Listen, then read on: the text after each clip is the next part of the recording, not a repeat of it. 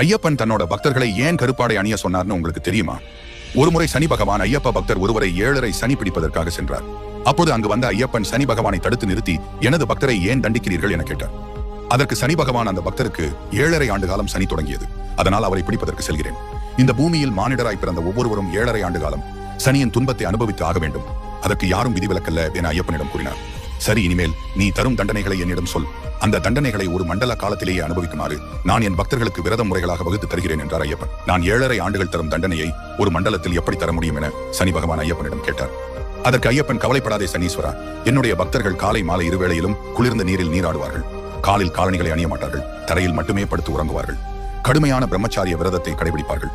எந்த ஒரு சுகம் மற்றும் துக்கத்தில் ஈடுபடாமல் அனைவராலும் சுவாமி என அழைக்கப்படுவார்கள். மேலும் உனக்கு பிடித்த கருப்பு ஆடை மட்டுமே அணிவார்கள். இப்படி சனி பகவானின் பார்வையில் இருந்து தன் பக்தர்களை காக்கவே ஐயப்பன் அனைவரையும் கருப்பாடை உடுத்த கூறினார். உங்களுக்கு ஐயப்பன் பிடிக்கும்னா வீடியோ லைக் பண்ணுங்க.